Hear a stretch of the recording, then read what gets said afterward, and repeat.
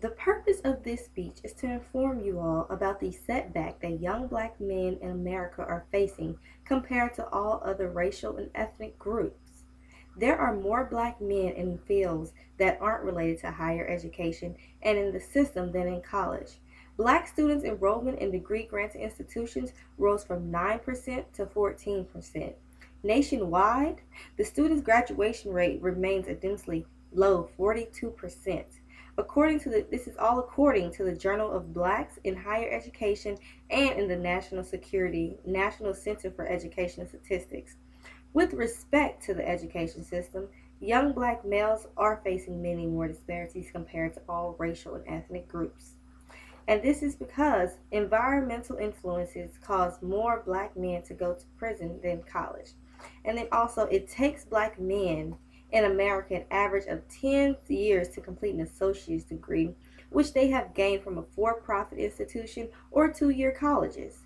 Degrees young black men are pursuing lead to higher levels of debt and substantial lower earnings.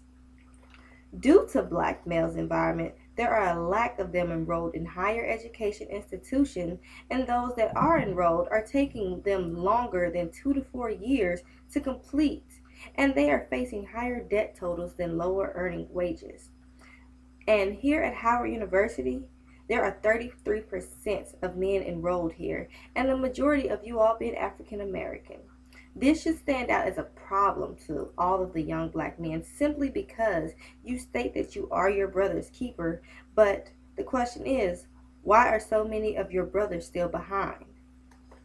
Being a young black lady that was raised in a poor neighborhood and saw many black men in my life, they weren't achieving much, and it made me want to do better. So I wouldn't settle. Now being at an HBCU, the majority of my graduating class being women, it makes me question what is really happening to the young black men of this society. Let's not allow our circumstances define us. Our environment can cause us to have a setback and even sometimes prove stereotypes to be true. But we are a generation of progression. The environmental influences that cause these black men to go to prison than college is because the black men here in America, they face so many social and unjust problems, which lead to negative actions. According to the Bureau of Justice Statistics, 1 in every 3 black males born today can expect to go to prison at some point in their life, compared with 1 in every 6 Latino males and 1 in every 17 white males, if current incarceration trends continue. In 2010, there were a total of 8,444,600 men in prison, which is recorded by the Bureau of Justice Statistics. And racial minorities are more than likely than men to be arrested, which is racial disparity pervading. The Department of Education National Center for Education Statistics also reported in the year 2010 there were a total of 1,341,000 black males enrolled in post-secondary education, which is showing growth in our black men today, raising the percent from 10 to 14% of black people enrolled in higher education, according to the National Center of Education Statistics. This number includes 4-year institutions, 2-year institutions, vocational campuses, and then also non-degree granting institutions, and students who also entered in the fall semester, which is sometimes counted out of these numbers. Many other factors include crime and high incarceration rates. The Center for America Progress stated that it is correlated with poverty as well. Higher unemployment would certainly increase poverty and at the same time lead to more crime due to depression associated with being unemployed. Poverty can lead to high levels of stress, and then it may lead individuals to commit theft, robbery, and other violent acts. Moreover, poverty can lead to an actual or perceived inferior education, which would cause youth to count on less access to quality schools, jobs, and role models, decreasing the cost of crime and increasing the probability of youth spending time on the street associated with gangs, which was reported by the Economics Fundamental Finance. This is a huge setback for our black men in succeeding to gain a higher education. These educations that they are pursuing, it has taken them an average of 10 years to complete an associate's degree, which is all earned from a for-profit institution and also a 2-year colleges along with the non-degree granting institutions. According to Dwayne Reed, which is the director at the predominantly black institution in academic acceleration for African American males program, enrolling into a 4-year institution is very costly, which we all know, and unaffordable for many, which cause people to go down routes. Financial aid is a crunch that majority of black students enrolled in post-secondary education rely on.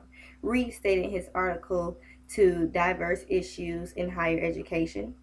For those black men that take a cheaper route by enrolling in 2-year institutions and non-degree granting programs, it includes classes that are flexible or online, which comes as a benefit for most because majority of young black men work full-time jobs and go to school on the side. Being a part-time student, it takes longer and it actually builds up more debt in the long run. These programs allow students to start again and stop again. There are many young black men out there that are fathers and also have other responsibilities that can cause this setback.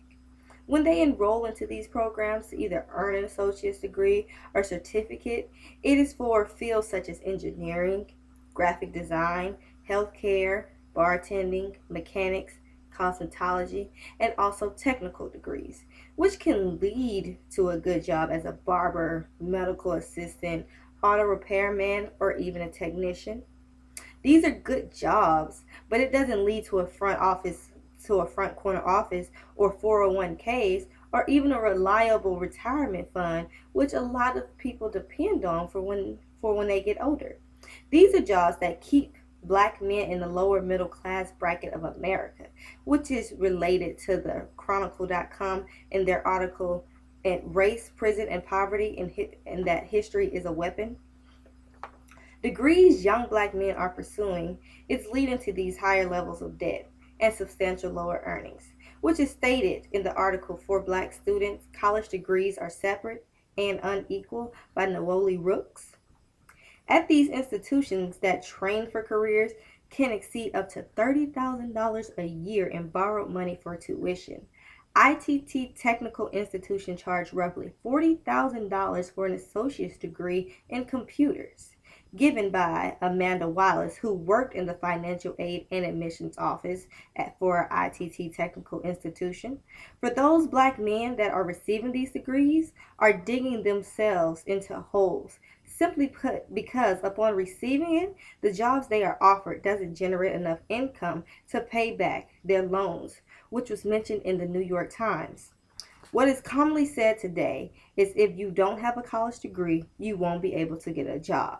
Quoted in the New York Times article, In Hard Times, Lured into Trade School and Debt. Well, a decent one at that, which drives several young men away from minimum wage jobs and towards a certificate or a 2-year degree worth more than what they will be making to even pay back the tuition and the loans. Being able to make a substantial amount of money is what many of us strive to do. But when you have obstacles in the way, it can cause either a major or a minor setback. For our young black men, environmental influences cause an overall of more black men to go to prison than college. Even though the number of enrollment is constantly rising, our black females are rising above that. For those that go on to post-secondary education so that they can live within the middle class of America, it is taking them an average of 10 years to complete an associate's degree, which they have gained from these for-profit institutions and 2-year colleges, where many of these schools exaggerate the value of their degree programs and set their students up for default and untangible debt and lower wage jobs, which was also quoted in the New York Times article lured into trade schools and debt. These degrees that young black men are pursuing, isn't leading to lower levels of debt and substantial higher earnings, but leading them to financial distress. With all respect to the education system, young black males in America today are facing many more disparities compared to all other racial and ethnic groups. In conclusion, for every setback, there is a greater comeback, and our generation of men will prevail because we are a generation of progression.